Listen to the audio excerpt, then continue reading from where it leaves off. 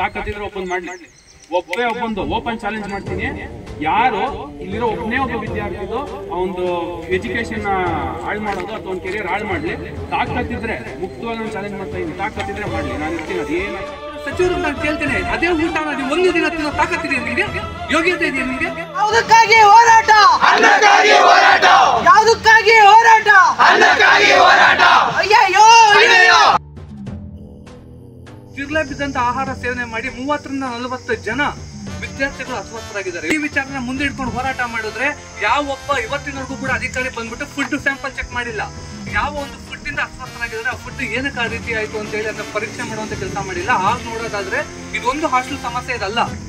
ಇದು 3 ತಿಂಗಳಿಂದ ನ್ಯೂಸ್ ಅಲ್ಲಿ ಬಂದಿತ್ತು. ಒಂದು 25 ರಿಂದ 30 ಮೂಟೆ ಅಕ್ಕಿ ಬಂದಿತ್ತು. 2 ದಿವಸದಿಂದ 3 ದಿವಸ ಮಾತ್ರ ಇತ್ತು. ಅದಾದ್ಮೇಲೆ ಮಿಸ್ ಆಗಿ ಅಕ್ಕಿ ಈ ಹಾಸ್ಟೆಲ್ ಬಂದಿದೆ ಅಂತ ಹೇಳಿ ಆ ಚೆನ್ನಾಗಿರೋ ಅಕ್ಕಿನ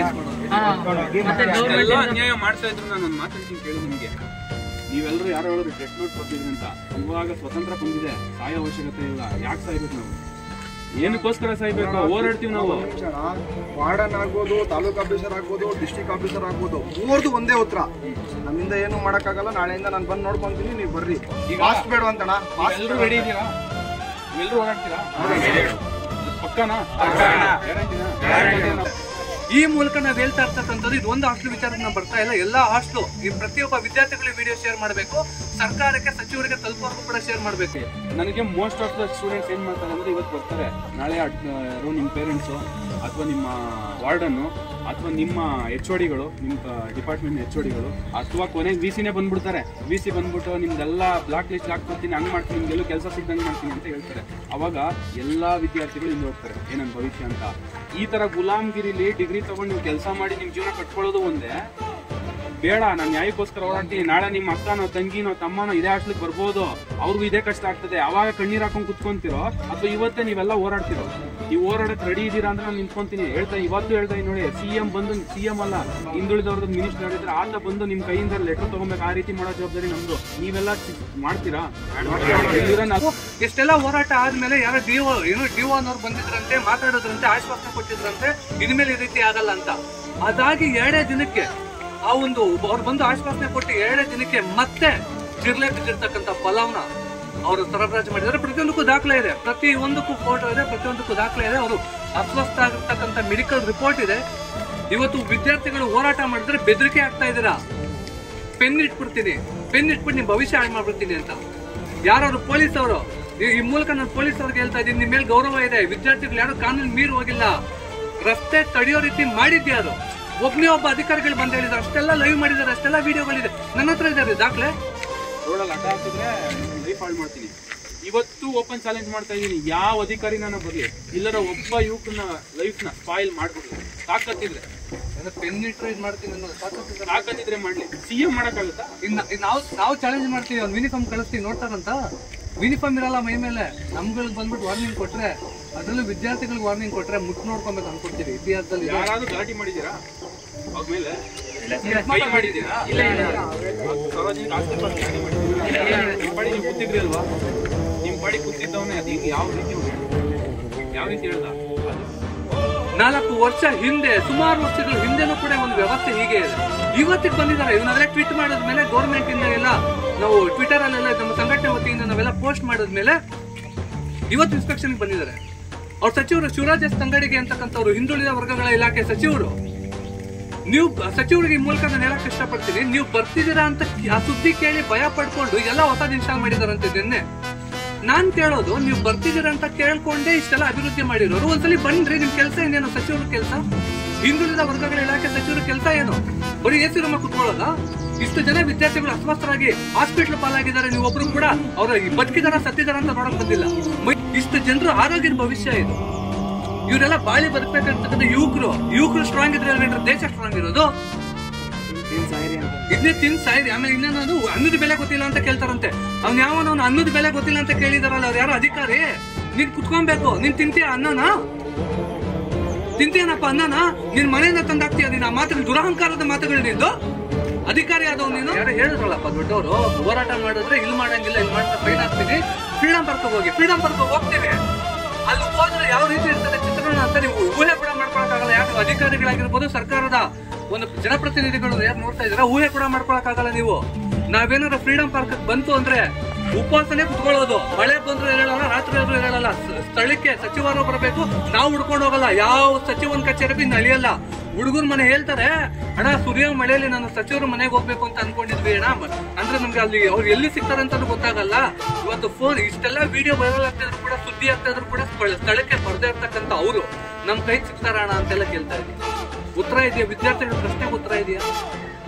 ಓದೋದಕ್ಕೆ ಬರ್ತಾ ಇದಾರ ಅಥವಾ ಬರೀ ದಿನದುದ್ದಕ್ಕೂ ಜೀವನದುದ್ದಕ್ಕೂ ಹೋರಾಟ ಮಾಡ್ಕೊಂಡು ಹೋಗ್ಬೇಕು? ಅವರು ಹೋಗಿ ನಿಮ್ಮ ಅಪ್ಪನ ಮನೆಯನ್ನು ತಗೊಂಡ್ ಬರ್ತಾ ಇದ್ರೆ ಹೇಳಿ. ಬಜೆಟ್ ಅಲ್ಲಿ ನಮ್ಮದೇ ತೆರಿಗೆ ಹಣ ಹಾಸ್ಟೆಲ್ಗೆ ಇಂತಿಷ್ಟು ಅಂತ ಬಿಡುಗಡೆ ಆಗ್ತದೆ. ನಮ್ಮ ದುಡ್ಡು ನಮ್ ಕೂಡ ನಿಮ್ಗೆ ಯಾವನ್ರಿ? ಏನ್ರಿ ನಿಮ್ದು? ಒಬ್ಬ ಜನಪ್ರತಿನಿಧಿನೇ ಅಷ್ಟು ಜನ ವೋಟ್ ಹಾಕಿ ನಾವು ಗೆಲ್ಸ್ಬಿಟ್ಟು ವಿಧಾನಸೌಧಕ್ಕೆ ಅಥವಾ ಲೋಕಸಭೆಗೆ ನಾವು ಕಳಿಸ್ಕೊಡ್ತೀವಿ. ನಮ್ಮ ಜನಪ್ರತಿನಿಧಿ ನಮ್ಮ ಆಳವನ್ನು ಯಾರಾಗಿರ್ಬೇಕು ಅಂತ.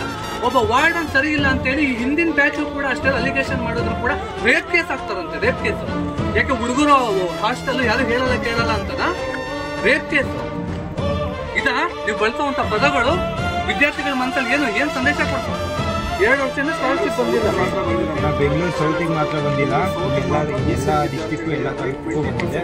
ಬೆಂಗಳೂರು ಸೌತ್ ಬರೋ BCM ವಿದ್ಯಾರ್ಥಿಗಳಿಗೆ ಮಾತ್ರ ಬಂದಿಲ್ಲ. ಇದೆ ಅಂದಾಗ ಇತಿಹಾಸ ಇದೆ. ಸರ್ಕಾರ ಯಾವ್ದು ಉಳಿಯಲ್ಲ. ನಮ್ಮ ವಿದ್ಯಾರ್ಥಿಗಳನ್ನ ಎದುರಾಕೊಂಡು ಅವ್ರು ಯಾರೋ ಪೊಲೀಸರು ಬಂದು ಆವಾಜ್ ಹಾಕೋದು ಇವೆಲ್ಲ ನಡೆಯಲ್ಲ ರೀ. ಯಾರು ಅವ್ರು ಪೊಲೀಸರು ನಾನು ಹೇಳ್ತಾ ಇರೋದು. ನಿಮ್ಗೆ ಅಷ್ಟು ಛಲ ರೋಷ ಇತ್ತು ಅಂದ್ರೆ ಅವಿದ್ಯಾವಂತ ರಾಜಕಾರಣಿಗಳ ಮುಂದೆ ತೊಡೆ ತಟ್ಟಿ, ವಿದ್ಯಾವಂತ ವಿದ್ಯಾರ್ಥಿಗಳ ಮುಂದೆ ಅಲ್ಲ, ವಿದ್ಯಾರ್ಥಿಗಳ ಮುಂದೆ ತೋರಿಸ್ಬೇಡಿ ನಿಮ್ಮ ಪೌರುಷನ. ವಿದ್ಯಾರ್ಥಿಗಳು ತೊಡೆ ತಟ್ಟಿದ್ರೆ ಒಗ್ಗಟ್ಟಿಲ್ಲ ಅಂತ ಅನ್ಕೊಂಡಿದ್ದೀರಾ? ಇಷ್ಟು ಜನ ಸುಮ್ನೆ ಸೇರಿದಾರೆ ಇಲ್ಲಿ ಒಂದು ಹಾಸ್ಟೆಲ್, ಅದು ಒಂದು ಕ್ಲಾಸ್ ಅವರು ಇವರೆಲ್ಲ ಸೇರ್ಕೊಂಡಿರ್ತಕ್ಕಂಥದ್ದು. ಇಡೀ ಹಾಸ್ಟೆಲ್ ಅವರು 2 ಬಿಲ್ಡಿಂಗ್ ಇಂದ ಸೇರಿ ಫ್ರೀಡಂ ಪಾರ್ಕ್ ಇಂದ ಬಂದ್ರೆ ತಡೆಯಕ್ಕಾಗ್ತದ? ಈ ಒಂದು ಯೂನಿವರ್ಸಿಟಿ ಕ್ಯಾಂಪಸ್ ಅಲ್ಲಿ ಇವ್ರು ನೀರ್ ಕುಡಿಬೇಕು ಅಂದ್ರೂ ಕೂಡ ಇವ್ರು ನಿಮ್ಗಂತೂ ಕುಡಿಯೋ ಯೋಗ್ಯತೆ ಇಲ್ಲ. ಅಂಗಡಿಗೆ ಹೋಗಿ ತಗೊಂತೀನಿ ಅಂದ್ರೆ ಎಷ್ಟು ಕಿಲೋಮೀಟರ್ ಆಚೆ ಹೋಗ್ಬೇಕು ಗೊತ್ತಿದೆಯಾ ನಿಮ್ಗೆ? ಸ್ಪಾಟಿಗೆ ಬಂದು ನೋಡೋ ಯೋಗ್ಯತೆ ಇದೆಯಾ ನಿಮ್ಗೆ? ನಿಮ್ಗೆ ಗೊತ್ತಿಲ್ಲ ಹಾಸ್ಟೆಲ್ ವಿಚಾರವಾಗಿ ಹೇಳ್ತೀನಿ ಕೇಳಿ. 3 ತಿಂಗಳಿಗೊಂದ್ಸತಿ ಪೆಸ್ಟ್ ಕಂಟ್ರೋಲ್ ಮಾಡಿಸ್ತಾರ? ಯಾರು ಮಾಡಿಸ್ತಾರ? ಕಂಪಲ್ಸರಿ ಮಾಡಿಸ್ಲೇಬೇಕು. ಮತ್ತೆ 6 ತಿಂಗಳಿಗೂ ಅಥವಾ ವರ್ಷಕ್ಕೊಂದ್ಸತಿ ನಿಮ್ ಫುಡ್ ಯಾರು ಟೆಂಡರ್ ತಗೊಂಡಿದ್ದಾನಲ್ಲ ಅವ್ನ ಫುಡ್ ನ ಲ್ಯಾಬ್ ಕಳಿಸಿ ಇದು ಕರೆಕ್ಟ್ ಆಗಿದೆಯಾ ಅಂತ ಚೆಕ್ ಮಾಡಿ ಮಾಡಿಸ್ತಾ ಇದಾರ? ಮಾಡಿಸ್ತಾ ಇಲ್ಲ.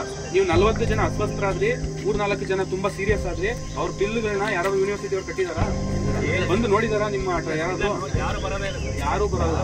ಯಾಕಂದ್ರೆ ಅವ್ರಿಗೆ ಬೇಕಾದ ದುಡ್ಡು. ಇವತ್ತು ನಿಮ್ಮ ವಾರ್ಡನ್ ಮನೆಯಿಂದ ಹೋಗ್ತಾ ಇರೋಂತ, ನಿಮ್ಮ ವಾರ್ಡನ್ ಮನೆ ತಿಂತಾರಂತ ಅಕ್ಕಿ ತರಕಾರಿ ಎಲ್ಲ ಇಲ್ಲಿಂದಾನೆ ಹೋಗ್ತಾ ಇದೆ. ಅರ್ಥ ಆಗ್ತಾ ಇದೆಯಾ? ಅದ್ರಲ್ಲಿ ಟೆಂಡರ್ ಕೊಡೋದು ಕೂಡ ಅರ್ಧ ಲಂಚ ತಗೊಂತಾರೆ, ಇನ್ನರ್ಧ ಕೊಡ್ತಾರೆ. ನೀವೆಲ್ಲರೂ ಗಟ್ಟಿಯಾಗಿ ನಿಂತ್ಕೊಂಡ್ರೆ, ದೇವರನ್ನ ಹೇಳ್ತಾ ಇದೀನಿ, ನೀವೆಲ್ಲರೂ ಗಟ್ಟಿಯಾಗಿ ನಿಂತ್ಕೊಂಡ್ರೆ ನ್ಯಾಯ ಕೊಡಿಸ್ಬೋದು. ನಿಮ್ಮ ಭವಿಷ್ಯ ಯಾರ ಕೈಲಿಲ್ಲ, ನಿಮ್ ಕೈಯಲ್ಲ ಇದೆ. ಇವತ್ತೆಲ್ಲ ರಾಜಕಾರಣಿಗಳನ್ನ ಕೇಳಿರ್ಬೋದು. ಇವತ್ತು ಉಪಮುಖ್ಯಮಂತ್ರಿ, ಮಂತ್ರಿ ಅಥವಾ ಯಾರೋ ಪ್ರಧಾನಮಂತ್ರಿ ಇವರೆಲ್ಲರೂ ಒಂದ್ಸರಿ ಇವ್ರಗಳನ್ನ ನೀವು ನೋಡ್ಕೊಂಡ್ಬಂದ್ರೆ ಎಲ್ಲರೂ ಕೂಡ ಏನ್ ಹೇಳ್ತಾರೆ, ನಾವೆಲ್ಲ ವಿದ್ಯಾರ್ಥಿ ಲೀಡರ್ಸ್, ಸ್ಟೂಡೆಂಟ್ಸ್ ಲೀಡರ್ಸ್, ನಾವು ಅವಾಗಿಂದ ಯೂನಿಯನ್ ಕಟ್ಕೊಂಡ್ವಿ, ಹೋರಾಡಿದ್ವಿ, ಇವತ್ತು ನಾವು ಇಲ್ಲಿ ಬಂದು ನಿಂತಿದೀವಿ, ನೀವು ಕೂಡ ಮಾಡಿ ಅಂತ ಹೇಳ್ತಾರೆ. ಯಾಕೆ ಇವರೆಲ್ಲ ಹೊಟ್ಟೆಗೆ ಅನ್ನ ತಿನ್ನಲ್ವಾ? ಇವರೆಲ್ಲರೂ ಕೂಡ ಇವತ್ತು ವಿದ್ಯಾರ್ಥಿಗಳ ಸಮಸ್ಯೆ ಕೇಳ್ಬೋದಲ್ವಾ? ಚಿಕ್ಕ ಊಟದ ವಿಚಾರಕ್ಕೂ ಕೂಡ ಇವ್ರು ಬಂದು ಸ್ಪಂದನೆ ಮಾಡಿಲ್ಲ ಅಂದ್ರೆ ನಾಳೆ ಇಲ್ಲಿ ಯಾರೋ ಒಬ್ಬ ಸತ್ತೋದ, ಯಾರೋ ಹೊರಗಡೆ ಬಂದು ಹೊಡೆದಾಕ್ತ, ಅಥವಾ ನಿಮ್ಮ ಮೇಲೆ ರ್ಯಾಗಿಂಗ್ ನಡೀತದೆ, ಅಥವಾ ಟೀಚರ್ಸ್ ಇಂದ ನಿಮ್ಮ ಮೇಲೆ ಒಂದು ಅರೇಂಜ್ಮೆಂಟ್ ನಡೆಯುತ್ತೆ, ಇದ್ರ ಬಗ್ಗೆ ಯಾರು ಕೇಳ್ತಾರೆ? ಇದೊಂದು ಚಿಕ್ಕ ವಿಚಾರಕ್ಕೆ ಅವ್ರು ಕೊಟ್ಟಿಲ್ಲ ಅಂದಾಗ ಯಾರು ಕೇಳ್ತಾರೆ? ಪ್ರಶ್ನೆ ಬಂದು ಹರಾಸ್ಮೆಂಟ್ ಪೇರೆಂಟ್ಸ್ ಫೋನ್ ಮಾಡ್ತೀವಿ, ಅದೇ ಹೇಳ್ತಾರೆ. ಮಾಡ್ರಿ. ಇವತ್ತು ಇಲ್ಲಿ ಒಳಗಡೆ ಇರೋದಕ್ಕೆ ನೀವು ಫೋನ್ ಮಾಡ್ತೀನಿ ಅಂತ ಹೇಳ್ತೀರಾ. ನಾಳೆ ನೆಕ್ಸ್ಟ್ ಶನಿವಾರನ ಭಾನುವಾರ ಫ್ರೀಡಂ ಪಾರ್ಕ್ ಅಲ್ಲಿ ಕುತ್ಕೊಳ್ಳೋಣ. ಯಾರು ಫೋನ್ ಮಾಡ್ತಾರೆ? ಮಾಡ್ಲಿ. ಇಡೀ ಮೀಡಿಯಾದವ್ರು ಬರ್ತಾರೆ, ಮಂತ್ರಿ ಬರೋರ್ಗು ಉಪವಾಸ ಕುತ್ಕೊಳ್ಳೋಣ. ತಾಕತ್ತಿ ನಾನ್ ನಿಂತ್ಕೊಂತೀವಿ, ಚೇತನ್ ಅವ್ರು ನಿಂತ್ಕೊಂತಾರೆ. ನೀವೆಲ್ಲ ಬರ್ತೀರಾ? ನಾನು ಉಪವಾಸ ಇರ್ತೀನಿ, ಬರ್ತೀರಾ ನೀವೆಲ್ಲ? ಅಲ್ಲಿ ಪೊಲೀಸ್ ಏನಾರ ಕೇಸ್ ಹಾಕ್ಬಿಡ್ಲಿ. ಇವತ್ತೇ ನಾನು ಹೇಳಿದ್ದೆ, 2 ಕೇಸ್ ಅಲ್ಲ 3 ಕೇಸ್ ಹಾಕಪ್ಪ, ನಾನು ರೆಡಿ ಇದ್ದೀನಿ. ಇವತ್ತು ಪೊಲೀಸ್ ಅವ್ರು ಬಂದು ನಿಮ್ಮ ಮೇಲೆ ಕೇಸ್ ಹಾಕಿ ಏನ್ ಕೇಸ್ ಹಾಕ್ತೀರಾ? ಹಾಕಿ, ನಾನು ರೆಡಿ ಇದ್ದೀನಿ. ಆಗ್ತಾಯಿದೆ. ಉಚಿತವಾಗಿ ಯಾವನು ಏನು ಮಾಡ್ತಾ ಇಲ್ಲ, ಎಲ್ಲರೂ ಕೂಡ ದುಡ್ಡು ತಗೊಂಡೇ ಮಾಡ್ತಾರೆ. ಫ್ರೀಯಾಗಿ ಮಾಡ್ತಾರ ಇಲ್ಲಿ ಗೌರ್ಮೆಂಟ್ ಅಲ್ಲಿ? ಯಾರು ಮಾಡ್ತಾ ಇಲ್ಲ. ನೀವುಗಳು ಕಟ್ಟಿರೋದಕ್ಕೆ, ನಿಮ್ ತಂದೆ ತಾಯಿಗಳು ಟ್ಯಾಕ್ಸ್ ಕಟ್ತಾ ಇರೋದಕ್ಕೆ ಅವ್ರು ನೆಡ್ಸ್ಕೊಂಡು ಹೋಗ್ತಿದ್ದಾರೆ. ಅವ್ರು ಕೂಡ ಜೀವನ ಮಾಡ್ತಿರೋದು ನಿಮ್ ದುಡ್ಡಲ್ಲಿ. ಅದನ್ನ ನಾವು ಧೈರ್ಯವಾಗಿ ಹೇಳ್ಬೇಕು, ಭಯ ಪಡೋ ಅವಶ್ಯಕತೆ ಇಲ್ಲ. ಈ ತರ ಗುಲಾಮ್ಗಿರಿ ಹೋಗಿ ನೀವು ಹೊರಗಡೆ ಹೋಗಿ ಮಾಡಿದ್ರೆ ವೇಸ್ಟ್ ಇದೆ. ಗುಲಾಮ್ಗಿರಿ ಅವಶ್ಯಕತೆ ಇಲ್ಲ. ನಾವು ಇವಾಗ ಇದೀವಲ್ಲ, ಇದೇ ತರನೇ 75 ವರ್ಷದಿಂದ ಎಲ್ಲರೂ ಇದ್ದಿದ್ರೆ ನಮಗೆ ಸ್ವತಂತ್ರ ಸಿಗ್ತಾ ಇರಲಿಲ್ಲ. ಹೋದ್ರೆ ಜೀವ ಹೋಗ್ತದಷ್ಟೇ, ಏನು ಹೋಗಲ್ಲ. ನಾನು ಒಂದು ಜೀವ ಹೋದ್ರೆ 100 ಜನಕ್ಕೆ ನ್ಯಾಯ ಸಿಗ್ಬೇಕು. ಆ ತರ ಹೋಗ್ಬೇಕು. ಸುಮ್ಮನೆ ನಾವು ಆತ್ಮಹತ್ಯೆ ಮಾಡ್ಕೊಂಡು ನೋಡೋಣ. ಅದೇನ ಕಾನೂನು ಪ್ರಕಾರ ನೋಡೋಣ. ಅವ್ರು ಹೇಳೋರಲ್ಲ ಫ್ರೀಡಂ ಪಾರ್ಕ್ ಹೋಗಿ ಮಾಡಿ ಅಂತ, ಹೋಗೋಣ. ಮಿನಿಸ್ಟರ್ ಬರ್ಬೇಕಲ್ವಾ? ಈಗ ನೀವು ಮಿನಿಸ್ಟರ್ ಮೀಟ್ ಮಾಡೋಕೆ ಸಿಗ್ತಾರೆ. ಪ್ರೋಸೆಸ್ ಅನ್ನ ಗೊತ್ತಾ? ನಾನು ಸಿಂಪಲ್ ಆಗಿ ಎಜುಕೇಟೆಡ್ ಇದೆಲ್ಲ ಎಜುಕೇಶನ್ ಹೇಳ್ಕೊಡಲ್ಲ. ತೊಂದರೆ ಆದ್ರೆ ನಾನು ಏನ್ ಮಾಡ್ಬೇಕಂತ ಎಜುಕೇಶನ್ ಹೇಳ್ಕೊಡ್ತಾವ್ರ? ಬರೀ ಇತಿಹಾಸ ಅವ್ನು ಹಂಗ್ ಮಾಡ್ದ, ಇವ್ನು ಹಿಂಗ್ ಮಾಡಿ, ಹಿಂಗ್ ಮಾಡ್ಬೇಕು, ಹಿಂಗ್ ಮಾಡ್ಬೇಕು. ನಾವು ಪ್ರಧಾನಮಂತ್ರಿಗಳ ಗೌರವ ಕೊಡ್ಬೇಕು, ರಾಷ್ಟ್ರಪತಿಗಳ ಗೌರವ ಕೊಡ್ಬೇಕು, ನಮ್ಮ ಮೇಲೂ ಅಧಿಕಾರಿಗಳ ಗೌರವ ಕೊಡ್ಬೇಕು. ಇಷ್ಟೇ. ಯಾರು ಸಹ ನನಗೆ ತೊಂದರೆ ಆದ್ರೆ ನಾನು ಏನ್ ಮಾಡ್ಬೇಕು ಅಂತ ಯಾರು ಹೇಳ್ಕೊಡಲ್ಲ. ಅರ್ಥ ಆಗ್ತಾ ಇದೆಯಾ? ಯಾರು ಹೇಳ್ಕೊಂಡು ನಿಮ್ ವಿದ್ಯೆ ಇಲ್ಲ ಅದು ಈಗ ಅದನ್ನೇ ತಿಳಿದಲ್ಲೇ ನಿಮ್ಗೆ ಇವಾಗ ಒಬ್ಬ ಮಿನಿಸ್ಟರ್ನ ಮೀಟ್ ಮಾಡಬೇಕು ಅನ್ನೋ ಒಂದು ದಾರಿ ಕೂಡ ನಿಮ್ಗೆ ಗೊತ್ತಿಲ್ಲ. ಯಾಕೆ ನಾವು ಹೋಗ್ಬೇಕು ಅನ್ನೋತ್ರ ಮಿನಿಸ್ಟರ್ ಹತ್ರ ನಾವ್ ಯಾಕೆ ಹೋಗ್ಬೇಕು? ನಾವು ಅವ್ನಿಗೆ ಸಂಬಳ ಕೊಡ್ತಾ ಇದೀವಿ, ಅವ್ನು ನಮಗೆ ಸಂಬಳ ಕೊಡ್ತಾವ. ಪೊಲೀಸರು ನಾವು ಸಂಬಳ ಕೊಡ್ತಿದೀವಿ, ಅವ್ರು ಸಂಬಳ. ನಿಮ್ಮ ಲೆಕ್ಚರರ್ಸ್ ಯಾರು ಕೊಡ್ತಾ ಇರೋದು? ನಿಮ್ಮ ವಾರ್ಡನ್ ಯಾರು ಕೊಡ್ತಾ ಇರೋದು? ಕರೆಕ್ಟ್ ಅಲ್ವಾ? ಎಲ್ಲ ನಾವೇ ತಾನೇ ಕೊಡ್ತಾ ಇರೋದು. ಅವ್ರುಗಳು ಯಾರು? ನಮ್ಮ ನಾಯಕರ, ನಮ್ಮ ಸೇವಕರು, ನಮ್ಮ ರಕ್ಷಕರಲ್ಲ ಅವರು, ಸೇವಕರು.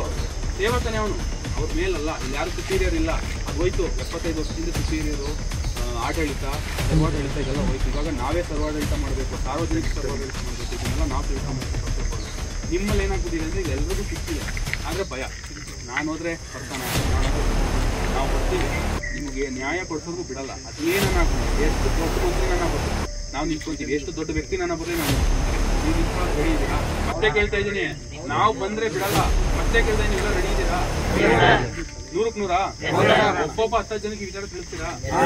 ಇಡೀ ಯೂನಿವರ್ಸಿಟಿ ಗೊತ್ತಾಗ್ಬೇಕು. ಇಡೀ ಯೂನಿವರ್ಸಿಟಿಲಿ ಒಂದೊಂದು ಬ್ರಾಂಚ್ಗೆ ಒಂದೊಂದು ಗುಂಪು, ಒಂದು ಗ್ರೂಪ್ ಇರ್ತದೆ, ವಾಟ್ಸಪ್ ಗ್ರೂಪ್. ಎಲ್ಲರೂ ಒಂದೊಂದು ರೀತಿ ಲಿಂಕ್ ಆಗಿರ್ತೀರಾ. ಪ್ರತಿಯೊಂದು ವಾಟ್ಸಪ್ ಗ್ರೂಪ್ ಪ್ರತಿಯೊಬ್ಬರು ಲಿಂಕ್ ಆಗಿರ್ತೀರಾ. ಎಂತೆಂಥ ವಿಚಾರಗಳು ಹೋಗ್ತವೆ. 10 ಸತಿ ಕಳಿಸಿ ನಿಮ್ಗೊಂದು ಮೊಬೈಲ್ ಫ್ರೀ ಬರ್ತದೆ, 10 ಸತಿ ಕಳಿಸಿ ನಿಮ್ಗೆ ಒಳ್ಳೇದಾಗುತ್ತೆ, ದೇವ್ರ ಮುಖ ಕಳಿಸಿ, ಇದೆಲ್ಲ ನೀವು ಫಾರ್ವರ್ಡ್ ಮಾಡ್ತೀರಾ. ಯಾಕೆ ನಿಮ್ಮ ಸಮಸ್ಯೆಗಳನ್ನ ಫಾರ್ವರ್ಡ್ ಮಾಡ್ಬಾರ್ದು? ಈ ಥರ ನೋವಾಗ್ತಾ ಇದೆ ಅಂತ ಯಾಕೆ ಫಾರ್ವರ್ಡ್ ಮಾಡ್ಬಾರ್ದು? ನಿಮ್ಗಳ ನೋವುಗಳನ್ನ ಯಾಕೆ ನೋಡ್ಕೋಬಾರ್ದು? ಪ್ರತಿಯೊಬ್ಬನು ನಿಮಗೆ ಫೇಸ್ಬುಕ್ಕಲ್ಲಿ ಹಾಕೊಳ್ಳಿ. ಎಲ್ಲರೂ ಇನ್ಸ್ಟಾಗ್ರಾಮಲ್ಲಿ ಇದ್ದೀರಾ, ಫೇಸ್ಬುಕ್ಕಲ್ಲಿ ಇದ್ದೀರಾ, ಟ್ವಿಟ್ಟರಲ್ಲಿ ಇದ್ದೀರಾ. ಪ್ರತಿಯೊಬ್ಬರು ಇಲ್ಲಿರೋಂಥ 50-60 ಜನ ಹಾಕೊಳ್ಳಿ.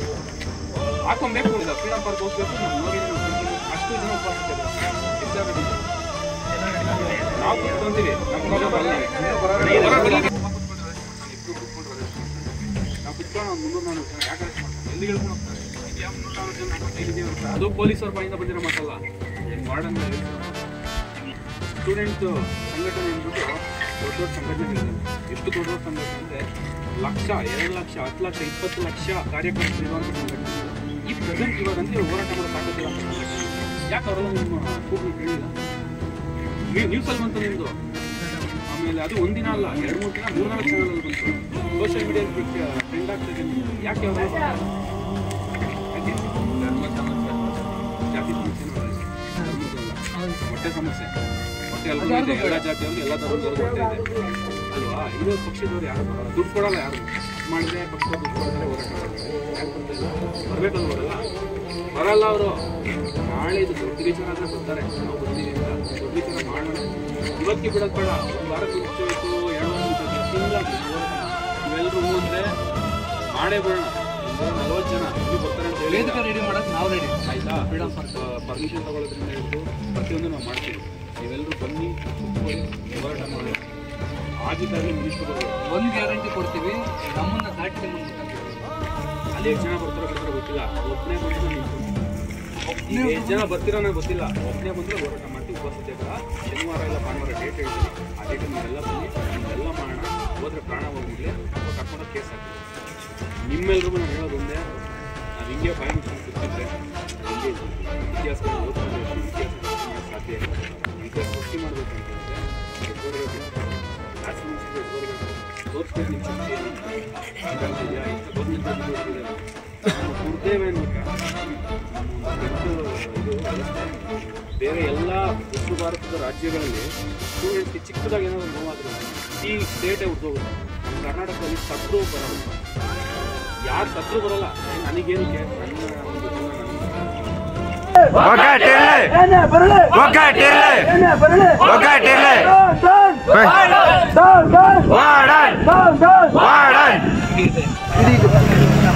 ಇದರ ಮೂಲ ಉದ್ದೇಶ, ನಾವು ಕಳೆದ 10 ದಿನಗಳಿಂದ ನಾವು ಏನು ಹಾಸ್ಟೆಲ್ ಫುಡ್ ಸರಿ ಇಲ್ಲ ಅಂತ ಹೋರಾಟ ಮಾಡ್ತಾ ಇದ್ದೀವಿ. ಇದನ್ನು ಕುರಿತು ನಾವು ಮೊದಲನೇದಾಗಿ ವಾರ್ಡನ್ಗೆ ಮತ್ತೆ ತಾಲೂಕು ಆಫೀಸರ್ಗೆ ಮತ್ತೆ ಡಿಒ ಅವ್ರಿಗೆ ನಾವು ಕಳೆದ 10 ದಿನಗಳಿಂದ ನಾವು ವರದಿಯನ್ನು ಕಳಿಸಿದ್ದೀವಿ. ಅವ್ರಿಗೆ ಲೆಕ್ಕ ಕೂಡ ಬರ್ತಿದ್ದೀವಿ. ಡಿಒ ಅವರು ಯಾವುದೇ ರೀತಿಯ ರಿಪ್ಲೈಯನ್ನು ಕೊಟ್ಟಿಲ್ಲ ನಮಗೆ. ಅದನ್ನು ಕುರಿತು ಕಳೆದ 3 ದಿನಗಳಿಂದ ಜ್ಞಾನ ಭಾರತೀಯ ರಸ್ತೆಯಲ್ಲಿ ನಾವು ರಸ್ತೆಯನ್ನು ತಡೆದು ಈ ಒಂದು ಏನು ನಾವು ನಮ್ಮ ನೋವುಗಳಿದೆ ಅದನ್ನು ಅವ್ರಿಗೆ ತಿಳಿಸ್ಕೊಂಡಿದ್ದೀವಿ. ಆದರೆ ನಮ್ಮ ಡಿಒ ಭರವಸೆ ಕೊಟ್ಟಿದ್ರು ನಮಗೆ, ವಾರ್ಡನ್ನು ನಾವು ಚೇಂಜ್ ಮಾಡ್ಕೊಡ್ತೀವಿ, ನಿಮ್ಮ ಫುಡ್ಗೆ ಸಂಬಂಧಪಟ್ಟಂತಹ ಏನೇ ಇದ್ರೂ ಅದನ್ನು ನಾವು ಸರಿ ಮಾಡ್ಕೊಡ್ತೀವಿ ಅಂತ ನಮಗೆ ಡಿಒ ಅವರು ಆಶ್ವಾಸನೆಯನ್ನು ಕೊಟ್ಟಿದ್ರು. ಅದಕ್ಕೋಸ್ಕರ ನಾವು ಸ್ಟ್ರೈಕನ್ನು ನಿಲ್ಲಿಸಿದ್ವಿ. ಆದರೆ ನಮ್ಮ ಡಿಒ ಇವತ್ತು ಬಂದು ನಮ್ಮ ವಿದ್ಯಾರ್ಥಿಗಳಿಗೆ ಟಾರ್ಗೆಟ್ ಮಾಡುವ ಮುಖಾಂತರ ತಮ್ಮ ಅಧಿಕಾರದ ದರ್ಪದ ಮೂಲಕ ನಮ್ಮನ್ನು ಹೈಲೈಟ್ ಮಾಡಿಕೊಳ್ಳೋ ಮೂಲಕ ನಮ್ಮನ್ನು ಹಾಸ್ಟೆಲಿಂದ ತೆಗೆದಾಕ್ತೀವಿ, ಆ ಥರ ನಮ್ಮ ವಿರುದ್ಧ ಕೇಸನ್ನ ಫೈಲ್ ಮಾಡಿಸ್ತೀವಿ, ಆ ತರ ನಮಗೆ ಬೆದರಿಕೆಯನ್ನು ಒಡ್ಡಿ ನಮಗೆ ನೋವನ್ನು ಉಂಟು ಮಾಡ್ತಿದ್ದಾರೆ. ಇದನ್ನ